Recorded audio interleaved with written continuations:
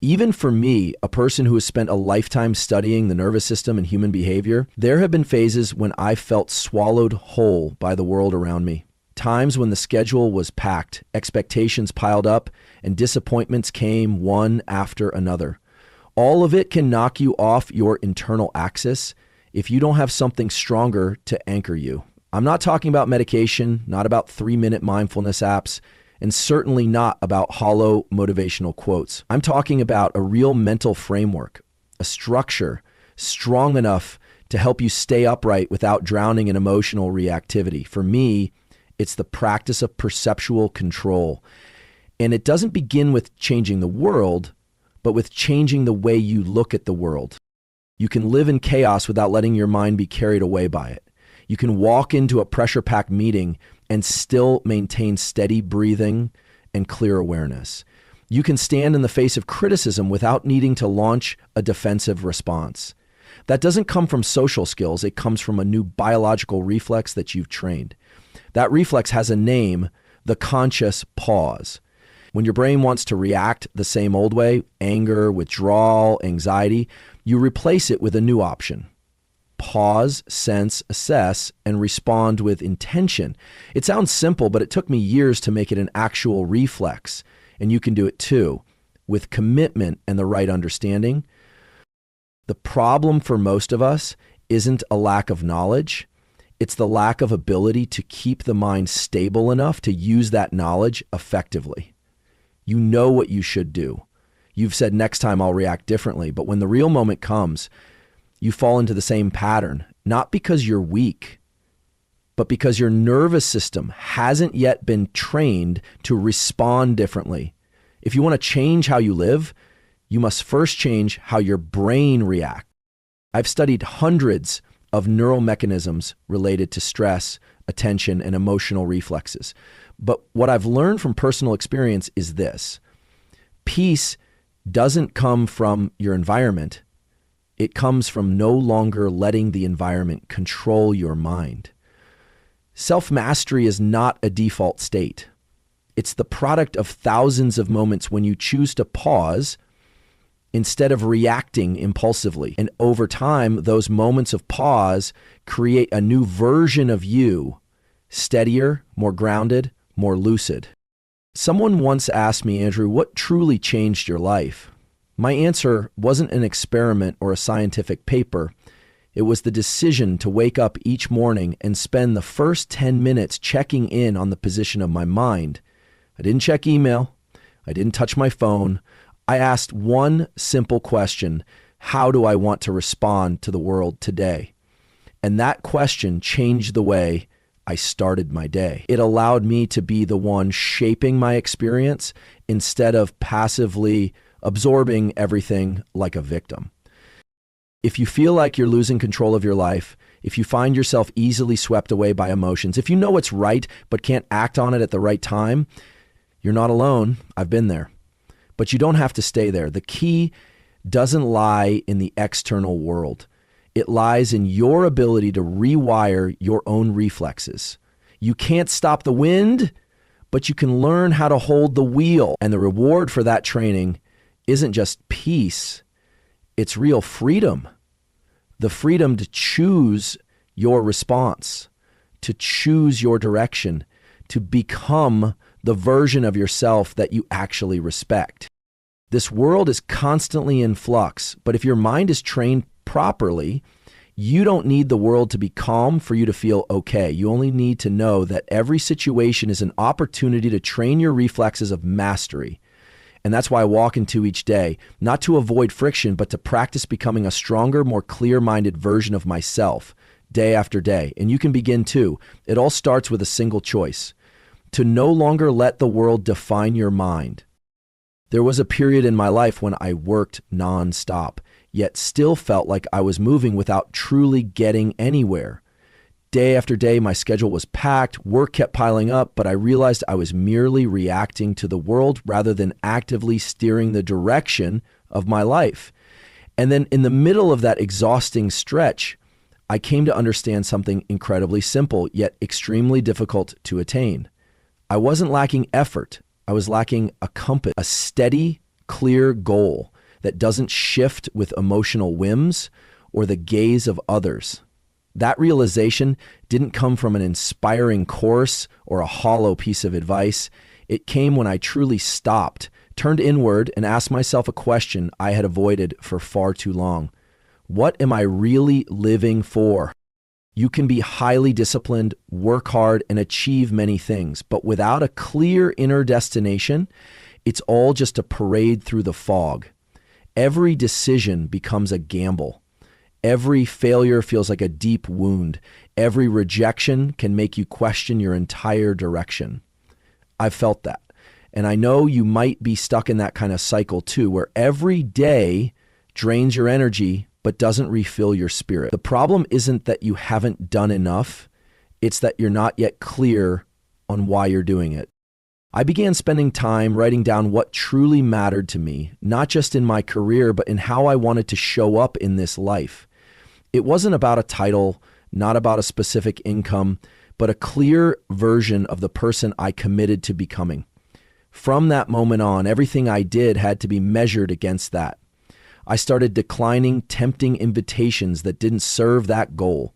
I paused projects that drained me without creating real value. I began asking a simple question before every big or small decision. Will this bring me closer to or farther from the direction I've chosen? When you have a clear goal, life doesn't get easier, but you get stronger. You're no longer thrown off by temporary things. A criticism doesn't send you spiraling. A compliment doesn't make you lose control. You stand in the storm with your head still pointing north, toward the direction your internal compass is set. And that, knowing exactly what you're living for, is what transforms you from someone who reacts into someone who leads. You might be thinking, I still don't know what my goal is. That's not a weakness, it's an invitation. Give yourself the time to ask the right questions. What makes me feel truly alive? What values do I want to express in every action? What kind of mark do I want to leave after I pass through this life? These questions don't need immediate answers, but every time you're honest with yourself, you move closer to the truth that matters. I've seen many people who are successful on the outside but hollow on the inside. They chase a goal society set for them. Then once they achieve it, they suddenly feel lost. Is this all there is? That's because they were living with a borrowed compass. A true goal can't be something you copy from someone else. It has to come from a deep connection with yourself. And once you find it, you'll no longer need to force motivation because the goal will generate energy for you every single day. For me, having a goal isn't something to boast about. It's something I cling to when everything else becomes unclear. On days of intense pressure, I don't look for answers on social media. I return to the note on my desk. I'm here to help people understand themselves and rebuild their internal control systems. Just that one line is enough to pull me out of the fog and place me back on the track. It's not a slogan, it's a life direction. A goal doesn't need to be grand in society's eyes. It only needs to be real to you.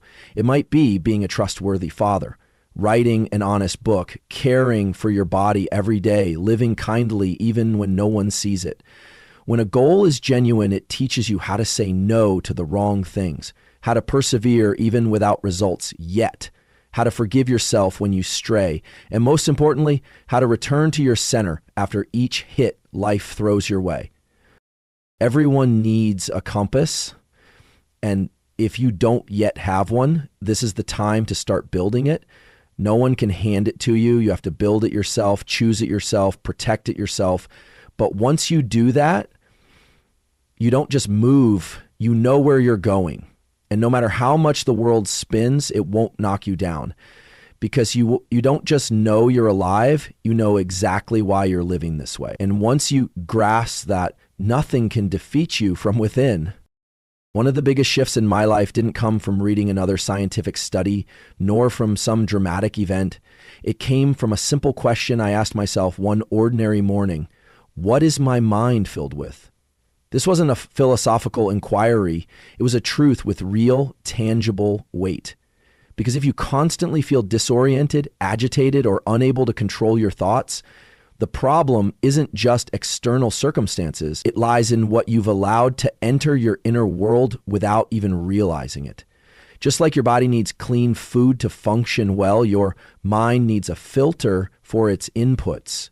And here's the danger. Unlike food, where you can see what's rotten, moldy, or toxic, with information, emotions, words, and images, you digest them every day without inspecting them.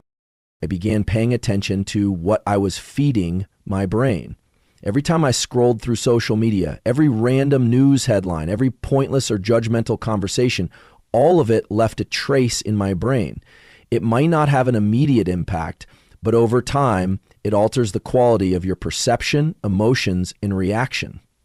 The mind isn't a neutral space. It's the living environment for every decision, feeling, and behavior.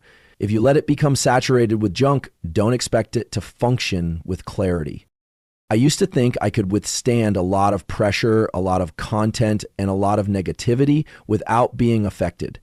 But reality proved otherwise. The moments I was quick to anger, impatient, or scattered in focus were all linked to how lenient I had been with what I allowed into my head.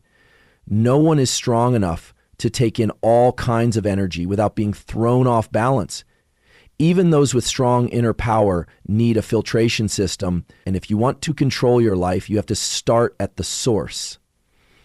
Your inner space, where everything is first shaped. I set a clear rule for myself. If a piece of information, a person, or a conversation doesn't make me clearer, stronger, or kinder, it's not worthy of entering my mind. I don't consider this selfish. I see it as mental hygiene. And the miracle is, when you do this seriously, you'll find your mind becoming clearer, deeper, and more organized. You begin responding to life not from fatigue or habit, but from conscious choice. No one forces you to consume toxicity. But if you don't set boundaries, the world will pour everything into your head like an open trash can. That's why I started adjusting my information exposure schedule. I reserve the early hours of the morning for silence, no social media, no news. I'm selective about the people I interact with regularly. I minimize conversations that lack clear purpose. I don't see this as cold. I see it as cognitive discipline, because I understand that every piece of information entering my mind is a seed. And my mind is not a field for weeds to grow. Someone once asked me, if you don't read the news every morning, aren't you afraid of falling behind? I answered, I'm more afraid of falling out of alignment with myself. Important news will reach me through reliable sources, but inner clarity is something only I can build. And if I begin each morning with anxiety, insecurity, or outrage, my entire nervous system will operate off track for the rest of the day. I won't accept that because I understand both the biological and psychological consequences. If you often feel easily influenced by others' words or drained after certain conversations, take a look. Are you letting everyone into your mind without a door? Set boundaries not just with others, but with yourself. Not every video is worth watching. Not every news item deserves your attention. Not every invitation should be accepted. Your mind has limits on what it can absorb and process. If you fill it with the meaningless, there'll be no room left for what truly matters. Instead, choose high-quality mental nourishment, a thoughtful book instead of a sensational news bite, a deep conversation instead of idle gossip, a moment of silence for reflection instead of background noise. When you do this consistently, you're not just protecting your mind, you're restructuring your inner world in the way you want it to be, organized, deep, and resilient against external pressure. The mind is the control center of every reaction in your life. Every thought becomes the seed of an action. Every action forms the basis of a habit, and every habit creates your life. If you want to change your life, you don't have to start with the world. Start by protecting the only place that holds the power to command your inner self. No one else can do that for you. But once you truly master this mental space, you'll discover no word, no situation, no person can throw you off course unless you allow it. And from the moment you stop allowing it, you begin to live as someone in control, not someone who merely reacts. That is the starting point for a truly free version of yourself. No one is immune to insults. Whether you're a scientist, a doctor, a teacher, or someone quietly doing your work every day, there will always be moments when someone says something that hurts. It could be a direct jab, a condescending glance, a careless comment. And the initial reaction almost always comes quickly. Withdrawing, getting angry, retaliating. But it is in that very moment when emotions rise like a wave that you can create the greatest change in your life by refusing to let the reaction control the action, by choosing not to respond unconsciously, by pausing. I used to be someone who reacted instantly. When someone said something disrespectful, the unconscious part of me immediately wanted to strike back. But after doing that many times and only feeling empty afterward, I began asking myself, why am I getting angry? Because they were wrong or because I allowed their words to affect me? And I realized a truth. An insult is not just an external act. It only exists when we allow it inside. Words are data. Hurt is interpretation. This is something many people don't realize. You can't control what others say, but you can always control whether their words enter your mind or not. There was a time when I received a harsh comment about my work. It wasn't the first, but that time I paused. Instead of rebutting or defending myself, I observed my own emotions. I realized the pain wasn't because they were right, but because I had handed them the power to define my worth. And from the moment I reclaimed that power, their words became meaningless. Not because I was avoiding them, but because I no longer allowed them to have power over me. Choosing not to react does not mean weakness. It is the highest form of self-mastery. When you can take a step back amidst an emotional wave, you rise above your old reflexes. And in that pause where most people let instinct take over, you create a new space, a space for reason, for awareness, for intentional choice. That is when you stop being a victim of others' words and become the one who guides the dialogue on your terms. I often tell my students, you don't need to win every argument. You only need to stop yourself from sinking to the level someone else is trying to drag you down to. And truly, what exhausts you isn't the insult itself. It's the effort you spend trying to prove something, to respond, to confront. It pulls you away from a mindful state and into a battle you never wanted, when in fact, a single well-timed silence can preserve your dignity while making the other person rethink their words. The issue is we often confuse not reacting right away with being disrespected. But think about it.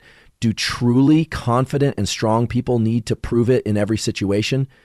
I've never seen someone who is grounded internally resort to outbursts to assert their worth. Calmness is the mark of mastery, and mastery begins by refusing to let others control your emotions with just a few words.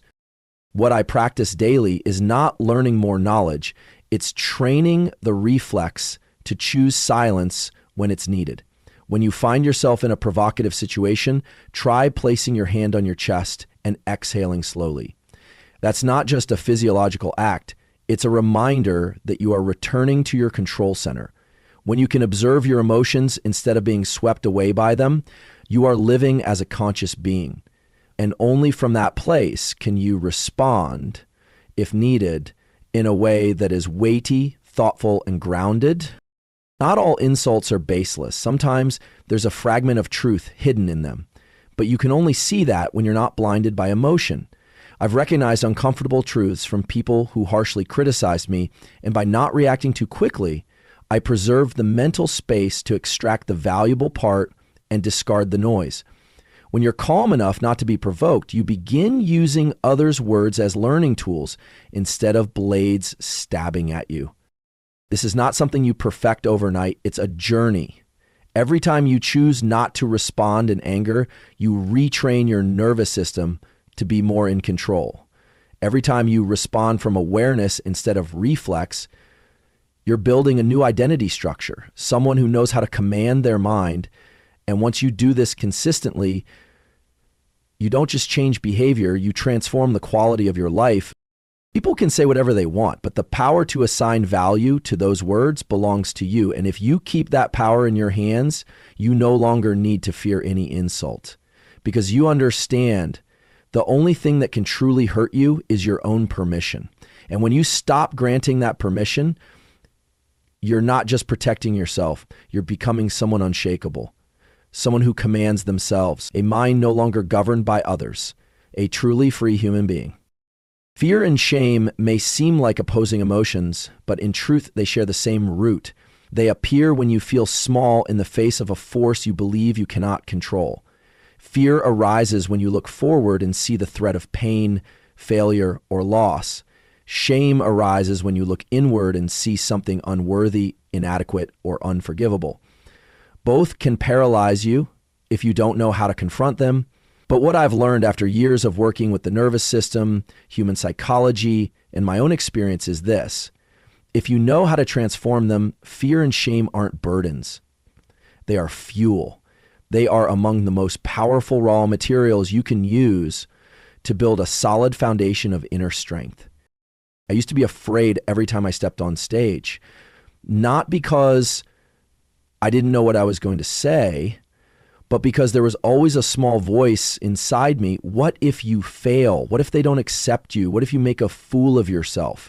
That question didn't come from a lack of ability. It came from a part of me that still doubted my self-worth. And that doubt fed the fear, but instead of suppressing it, I began to sit with it and talk to it. I asked my fear directly, what are you trying to protect? The answer surprised me. I just don't want you to get hurt. At that moment, I realized fear wasn't my enemy. It was a part of me trying to protect me in the only way it knew how, even if clumsily. And from that moment on, I stopped fighting my fear. I began listening to it and then guiding it to walk with me. Shame, on the other hand, is a darker territory. It arrives more quietly, but cuts deeper. It doesn't just say, stay away from danger. It whispers, maybe you don't deserve anything good at all. Shame is dangerous because it strikes at the core of identity. I used to carry subtle forms of shame, a poor decision in the past, a failed conversation, a broken relationship. They became memories I avoided because just thinking of them made me feel weak. But the more I avoided them, the deeper they lodged within, until one day I had to sit down, look straight at each fragment of my past and ask, what really happened? What did I learn from that? How much longer am I going to carry this shame? The answer was only until I chose to stop avoiding it. No one walks through life without fear and shame, but the difference lies here. Strength is not the absence of feeling. It's the courage to not let those feelings control your life. Strong people don't let fear hold them back. They don't let shame define their worth. They use these emotions as lessons, as mirrors to see themselves more clearly, as springboards to grow.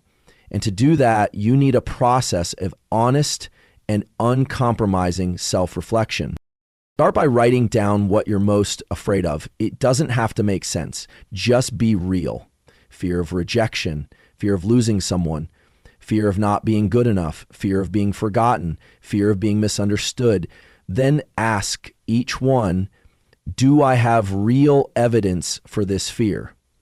You'll be surprised to find that most fears don't come from reality. They come from predictions that were never tested. You're not truly afraid of what's happening. You're afraid of a scenario you've written in your mind but never dared to challenge. And when you finally step into that fear, you realize it's not as big as you imagined. Like the darkness in a room, it's scariest before you turn on the light. It's the same with shame. Write down the thing you're most embarrassed about within yourself, then write, what did I learn from this? If a friend told me the same story, what would I say to them? The way you answer yourself reflects the level of inner compassion you've developed. When you learn to forgive yourself with both wisdom and kindness, you begin to release the energy trapped in memory. You can't erase the past, but you can reclaim the right to interpret it. The miracle is this: once you begin facing fear and shame, they no longer threaten you. They become signals. Every time fear shows up, you know you're approaching a growth edge. Every time shame arises, you know you have a chance to redefine who you are. And if you pass through them with awareness and courage, you don't just become stronger, you become freer. Not freedom in the outer world, but freedom in the mind. No person, no memory, no fear can control you anymore unless you allow it. Transforming fear and shame isn't about removal, it's about integration. You don't need to detach from emotion. You need to learn how to walk alongside it without letting it steer you. And when you do that, you enter a different kind of power, a power born from companionship, not avoidance. That power is quiet, deep, not loud. But once you possess it, you'll realize no external success compares to this feeling, the feeling of living in full acceptance of yourself. Nothing added, nothing subtracted. And from there, you no longer need to prove anything. You just keep walking forward with a mind no longer bound by what you once feared or once felt ashamed of. That is true freedom, and that is where inner strength begins to bloom. One of the most common mistakes I've made, and one I've seen many intelligent people make, is believing that it's enough to simply respond well when difficulties arise. But in reality, it's the opposite. The ability to stay calm, clear-headed, and emotionally regulated during adversity doesn't come from spontaneous bravery. It comes from silent preparation done long before the challenge ever arrives. I call this the art of anticipating in silence. Not because you're pessimistic, but because you're realistic enough to understand that just because something hasn't happened doesn't mean it won't. And if you want to move through life with true steadiness, you can't let your mind remain naive in the face of potential upheaval. I learned this lesson during my first live broadcast, which had hundreds of thousands of viewers. Everything was thoroughly prepared, professional team, flawless content, but just 3 minutes before going live, the audio system encountered a serious malfunction. There was a moment when my body froze because I hadn't anticipated this scenario. The result? The talk went okay, but I couldn't deliver all that I had intended, not due to a lack of ability, but due to the absence of a mental contingency plan. From that day on, I began practicing a little-known skill, premeditatio malorum, thinking ahead to the worst things that could happen, but with a calm and proactive mindset. Anticipating adversity doesn't mean you wish for it. It means you build enough inner resilience so that if a crisis does occur, you won't be swept away. When preparing for an important project, I don't just focus on the goal. I write down at least 3 of the worst case scenarios: data loss, delays caused by others, negative public response. And I don't stop at imagining them. I simulate my own reactions. What will I feel? What will I do? Who will I ask for help? What must I remind myself so I don't lose composure? And as a result, when one of these situations actually happens, I'm no longer confused. I don't have to rethink everything from scratch. I simply activate a system I've already installed in my mind. This preparation doesn't have to be complex. It could be as simple as visualizing the variables of tomorrow. A presentation might get cut short. A colleague might show up with a bad attitude. A seemingly smooth project might be suddenly suspended. When you mentally prepare for such scenarios in advance, you create a mental buffer. And that buffer is exactly what helps you stay grounded when the ground starts shaking. Someone once said to me, Andrew, if I'm always thinking about what might go wrong, isn't that too negative? No, because you're not doing this to live in anxiety. You're doing this so that you're not thrown into anxiety when something actually does happen. There's a clear difference between someone who thinks about adversity and panics and someone who thinks about adversity in order to train themselves to be ready. The latter isn't pessimistic. They're someone who already knows what could shake their balance and chooses to reinforce it in advance. I used to do a simple weekly exercise. Each week, I'd pick one scenario I feared the most and write down 3 actions I would take if it happened. For example, if I lost an important relationship, if I failed at launching a product, if I were publicly misunderstood. In each case, I didn't focus on the negative emotions. I focused on my recovery strategy. What would I say to myself? Who could I ask for support? What thought must I hold on to so I don't lose my direction? Over time, this exercise helped me build a proactive response system. No more helplessness, no more panic. What I want you to understand is this: calmness doesn't appear out of nowhere during chaos. It's the result of hundreds of moments when you silently told yourself, if that happens, here's what I'll do. And it's the act of rehearsing your response that prevents your brain from going into emergency mode when adversity actually arrives. You've already lived through that scenario in your mind. So now, when it shows up in reality, you don't have to fight fear. You simply carry out what you've trained for. This art also helps you release rigid expectations. When you anticipate that things may not go as planned, you become more flexible. You adapt faster. You don't get stuck in why me mode. You step directly into what do I need to do now mode. That's the difference between someone controlled by circumstances and someone who controls their reaction to those circumstances. There's a subtler benefit I've discovered. When you've prepared for adversity, you enjoy life more because you're no longer worrying in the background. You know that if something bad happens, you have a plan. And that sense of security allows you to be fully present for the good things. Like someone carrying an umbrella in their bag isn't afraid of sudden rain. They don't wish for rain. But if it comes, they're ready. You don't need to worry all the time. But you do need a mental storage space for difficult scenarios. You don't have to burden yourself with every terrible possibility, but you do need to be familiar with the truth that nothing guarantees things will always go as planned.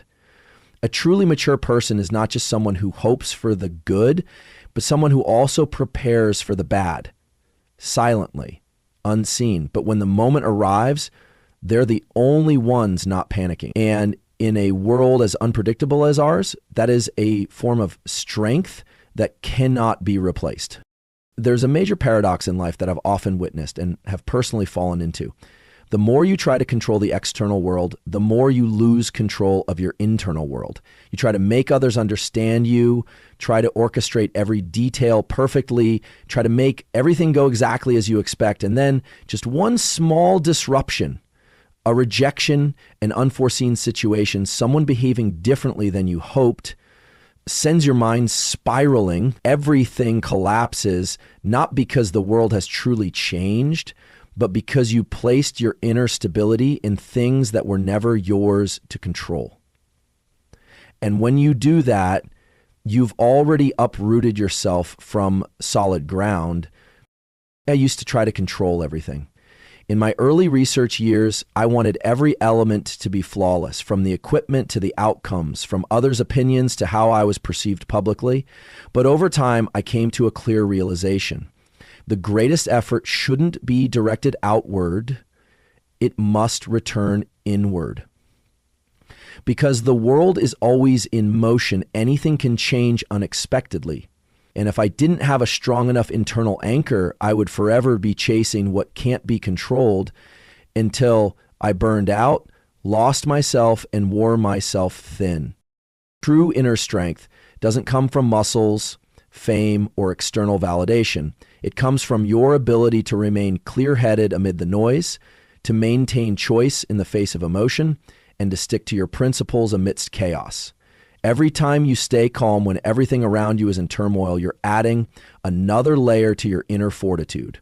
Every time you choose to act based on values rather than reflexes, you reinforce your inner command. And the most important part, no one can take that from you unless you let go of it yourself. There was a time I got pulled into a public controversy over a professional study. Personal emotions, bias, and social pressure, everything combined into a situation ripe for losing control. But I didn't respond immediately. I took a night to settle myself, to check in with what I truly felt, to ask, am I responding to protect what? My ego, my reputation, or the truth? And when I answered honestly, I realized if I react from pride, I'll only add fuel to the but if I respond from clarity and calm, I'll protect the one thing that truly matters, my inner integrity. In the end, I wrote a brief reply. No attacks, just data and reasoning. And surprisingly, not only was the issue resolved, but I also felt myself grow in maturity through that experience. You will never control what others think, say, or do, but you always control what you think, what you feel, and how you act. And that self-mastery is the root of inner power. When you're insulted and don't retaliate, when you're misunderstood but don't rush to explain, when you're disappointed but still remain kind, that is when you embody real strength. Not loud, not flashy, but everyone close to you can feel it, because true inner strength doesn't need to be proven. It radiates from how you show up. Building inner strength is not about eliminating emotion. On the contrary, it's about learning to face every emotion, recognize it, accept it, and then transform it.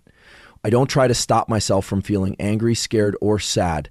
I let those feelings arrive, sit with them, and ask what they're trying to teach me. And only after I understand do I decide whether or not to act. That pause between emotion and response is where true power is born. And every time you practice it, you're training your brain to create space for deliberate choice. I believe the greatest form of freedom isn't being able to do whatever you want. It's not being forced to do what you don't want by a fleeting emotion. When someone attacks you, you're not obligated to get angry. When you fail, you're not obligated to panic. When things go wrong, you're not obligated to become negative. You have the right to pause, take a deep breath, and choose a response that aligns with the person you want to become. And when you hold on to that choice, you are truly mastering yourself. If you feel lost, easily swayed by circumstances, or constantly caught up in others' reactions, start with one small habit. Spend 5 minutes each day simply observing your mind. Do nothing. Don't analyze, just listen. Then ask yourself, today, am I living by reaction or by intention? This question may not solve everything right away, but if you keep asking it daily, you'll start to notice a shift from chaos to clarity, from passivity to agency, from fragility to strength. Inner strength is not born when everything is going well. It is forged in the mess. In the loss, rejection, pressure, and doubt, if you can still hold on to even a thread of awareness, you've already won. Not against anyone else, but against the impulsive part of you that's so easy to drag away. And with every bit of that, with every such choice, with every time you stand firm instead of being swept away, you are building a resilient nervous system, a conscious mind, and a life in which you no longer need to control the world because you've already mastered yourself. And in this world, that is worth more than any power or recognition. The biggest difference between someone who lives by instinct and someone who lives with strength doesn't lie in the circumstances they face. It lies in the moment they choose how to act. In the same situation, one person reacts instantly with anger, frustration, or hurt, while the other chooses to pause, observe, and respond with reason. You might call this self-control. It was strength, not strength to control others, but strength not to be controlled by your own emotions. And it is this restraint in the smallest moments that forms the foundation of a sustainable, reliable, and meaningful life. Front line of the office, I used to have days when a single careless comment from someone could ruin my entire afternoon. One unexpected glitch in a plan was enough to make me want to give up. But over time, I realized emotions aren't the problem. The issue lies in letting emotions lead to action without a pause for reflection. Every time that happened, I reacted instead of responded. And as a result, I had to deal with consequences I created myself. A hurtful remark, a rushed decision, a misaligned choice made just to escape momentary discomfort that taught me something profound. If you don't learn how to restrain your behavior, you will become a prisoner of fleeting states. And the problem is, those moments happen more often than you think. Traffic jams, harsh emails, misunderstandings with loved ones, deadline pressure, the feeling of not being appreciated. These seemingly small things, when accumulated, can push you into actions that go against your core values. And then you're no longer someone living by purpose. You're just someone reacting to emotion. I began to change by applying a very simple principle: pause for 5 seconds before saying or doing anything important. In those 5 seconds, I asked myself 3 questions. Is this truly necessary? Does it reflect the person I want to become? What will this behavior lead to in an hour, a day, or a year? Just those 3 questions asked at the right moment have helped me avoid countless unnecessary mistakes. More importantly, they've trained me to form a habit to put reason above emotion without having to suppress or deny the emotion. Living by reason doesn't mean being cold or emotionless. On the contrary, it's a sign of someone who understands their emotions so well that they don't let them blindly dictate their actions. When I get angry, I don't pretend to be calm. I acknowledge it. I'm angry. This touches a value that matters to me. But I also remind myself I can choose to express this in a way that doesn't destroy relationships or hurt anyone. That's when reason steps in, not to suffocate emotion, but to guide it in a more constructive direction. You don't need to be perfect to restrain behavior. You just need to start with small, daily choices. When someone upsets you, instead of reacting right away, write down your feelings and come back to them an hour later. When you feel like procrastinating, set a timer for 10 minutes of focused work before taking a break. When you want to snap back at a negative comment, sleep on it before deciding whether a response is needed. These small actions, when practiced consistently, will form a solid layer of self-regulation, like neural muscles that help you respond with intention, not impulse. I once applied this during a difficult conversation with a colleague. Instead of entering it defensively, I spent an hour beforehand writing down the things I was afraid I might hear and how I would respond if they came up. Without letting emotion take over, I prepared for every possibility. As a result, I walked into that room calmer, more composed, and more regulated than ever before. No one got hurt. Everything was said clearly. And more importantly, I walked out of that room still respecting myself. People often ask me, how do I live with more discipline? I always answer, start by mastering behavior restraint. Because no discipline is stronger than doing what's right, even when your emotions are demanding something else. Restraining behavior doesn't mean denying yourself. It means protecting your future from decisions born of anger, haste, or fear. And the more you train this, the more reliable your mind becomes for yourself and for others. The world is chaotic, but you don't have to be swept away by it. Every time you choose reason over emotion, you not only preserve clarity, you send a message to your brain. I am trustworthy. I can control myself. And your brain will respond by giving you more freedom, more clarity, and even more respect from others, not because you're always right, but because you always choose to act right. If you're looking for a door to escape the cycle of impulsiveness, confusion, and self-blame, that door is behavior restraint. No one needs to open it for you. You just need to place your hand on the handle and turn it using your own reason. Day by day, choice by choice, action by action. That's not just the wise way to live. That is the free way to live. The first thing I learned when studying biological reflexes wasn't how to change life. It was how to look at reality without avoidance. That was a hard lesson because our human defense instinct is to reject, resist, try to fix, or deny whatever we don't like. When you lose your job, you think, this shouldn't have happened. When someone you trust hurts you, you think, I don't deserve this. When a plan falls apart, you instantly look for blame, for reasons, for someone to hold accountable. And just like that, you get caught in a spiral of anger, complaint, and disappointment, not because what happened was too big, but because you refuse to accept that it already happened. I've been in that state before. A project I had poured my heart into was suddenly halted for reasons beyond my control. At first, I was furious. I sent out a series of emails trying to explain, justify, salvage the situation. But the more I tried, the more I felt reactive, stuck, and drained. Then one morning, I sat down and wrote 2 simple lines. This happened. I can't change it. So what can I do next? That question opened a new direction, not about what should have been different, but how can I use this reality to grow? Acceptance is not surrender. It is the bravest choice to face the truth without distorting it through expectations or regret. When you accept that a door has closed, you stop wasting time pounding on it and begin looking for other doors. When you accept that someone has changed, you stop trying to pull them back into their former role in your life and begin adjusting your presence without needing them as before.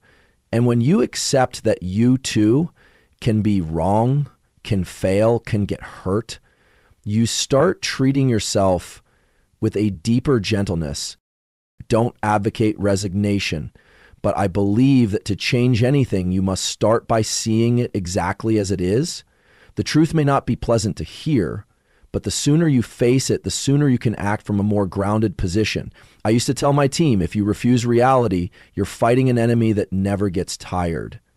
And the truth is, you can't win against something that's already happened, but you can win by using it as material to evolve. Acceptance also means letting go of perfection.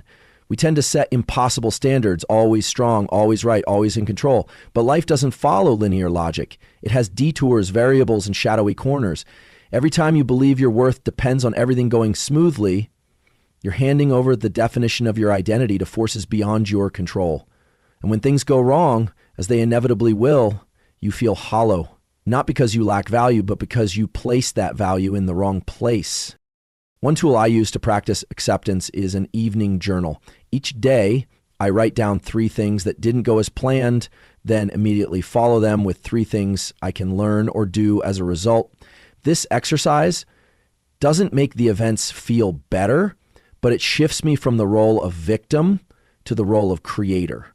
And from that space, I no longer resist reality, I use it.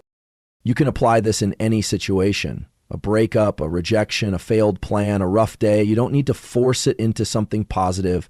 Just ask, can I use this experience to become more patient, more compassionate, more intelligent?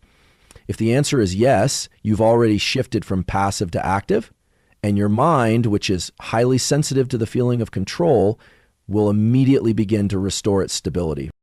I believe acceptance is a form of advanced intelligence. It doesn't come from defeat. It comes from the understanding that you are truly strong when you no longer need everything to go your way. When you stop demanding life to always be easy, you become more at ease with yourself.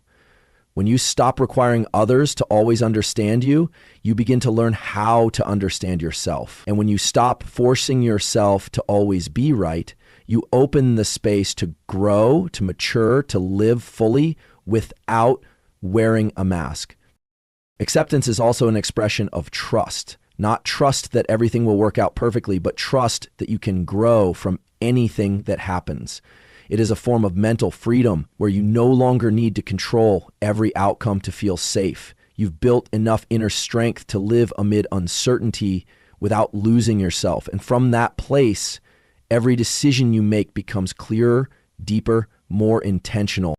If you're going through something hard, to accept, give yourself time, but don't let yourself stay stuck in the question, why me? Instead, try asking, given everything that's here, what can I create from this? That question doesn't just point to a new direction. It brings you back to the center of your life where you are no longer defined by what happened, but by what you choose to do with it. And when you begin living from that place, life is no longer something to fight against, but a material you can use with depth, with resilience, with power. There's something I've always deeply believed. Human beings were not designed to run endlessly within an industrialized, digitized, and relentlessly demanding rhythm of life. We may adapt.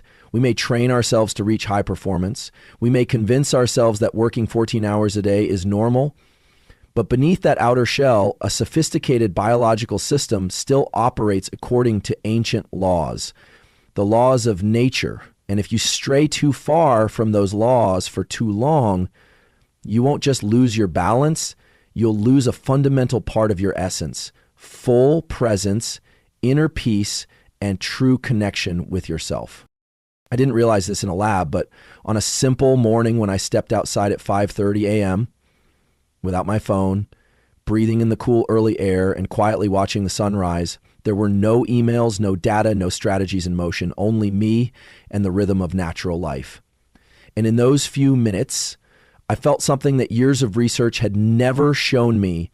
I didn't need to run faster than everyone else to feel enough. I just needed to live in alignment with the natural operating system that had existed long before concepts like deadlines or networking ever appeared. Living in harmony with nature doesn't mean rejecting technology, retreating into the forest, or denying progress. It means consciously reconnecting with the foundational rhythms that have been overwhelmed by modern life's momentum. Nature has cycles, light and dark, activity and rest, sowing and harvest. But today's society demands that we be constantly on, constantly producing, constantly peaking. Nothing in nature operates that way. Even the ocean has moments of stillness and waves. Even the earth has seasons of dormancy and growth. When you don't allow yourself to rest, you're putting your nervous system in direct conflict with your own biological design. I used to work through the night, eat on the go, thinking that if I just pushed a little harder, I could gain control over everything. But those sleepless nights didn't make me stronger. They slowed me down from within. The accumulated fatigue began to blur my perception, dull my sensitivity, and turn me into a version of myself I no longer recognized. Instead of creating value, I started reacting just to stay afloat. That was the clearest sign I was moving against nature. I wasn't regenerating energy. I was merely consuming it. And the tragedy is that many people are living in this state without even realizing it. Harmony with nature begins with listening to your body. When you're tired, don't push to just finish this one thing. When you're full, don't keep eating just for politeness. When you're overwhelmed, don't force yourself to be positive right away. Your body has its own wisdom, and if you stop ignoring the signals it sends, you'll find things begin to return to balance. Your mind becomes clearer, your emotions stabilize, your decisions grow sharper, and you no longer need short-term fixes to feel good because you're living in sync with your rightful biological rhythm. Living in harmony with nature also means returning to our core human values: kindness, honesty, keeping promises, helping others, listening more than speaking. These aren't moral slogans. They are behaviors woven into our social DNA from the earliest days of human existence. We weren't born to compete destructively. We were born to collaborate, uplift, and grow together. Real relationships, not defined by status or benefit, are where your mind cools down, where you can just be yourself without having to play any role. I've seen people working in high-pressure environments who still manage to stay calm, clear-minded, and kind.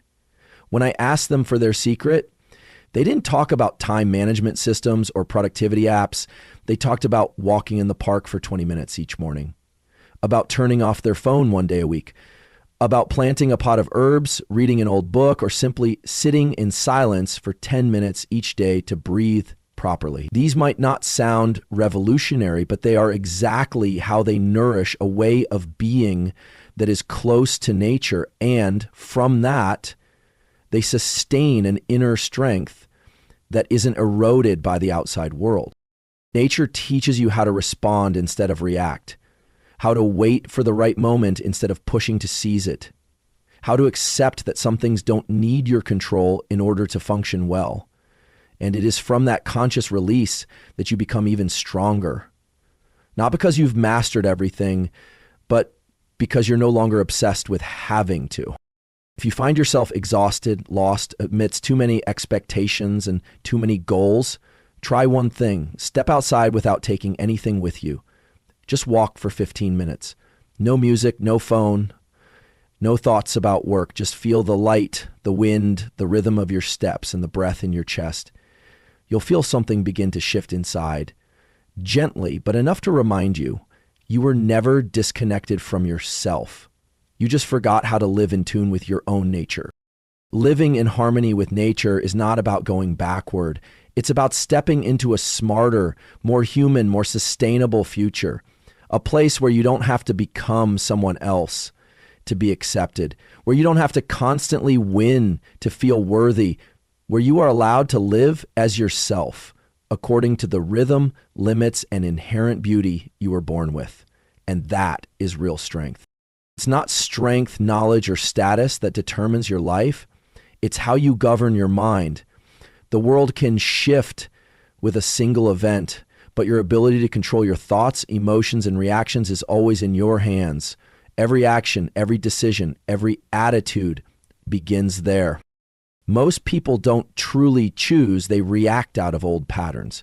But the moment you start observing yourself, you realize real freedom doesn't come from controlling the outside world. It comes from no longer being controlled by your inner reflexes. Mastering the mind doesn't mean you're always clear or always right. It means you're aware enough to return when you drift. And through those small, repeated choices each day, you quietly rebuild your entire life. No noise, no grand announcements, just the discipline of not giving up.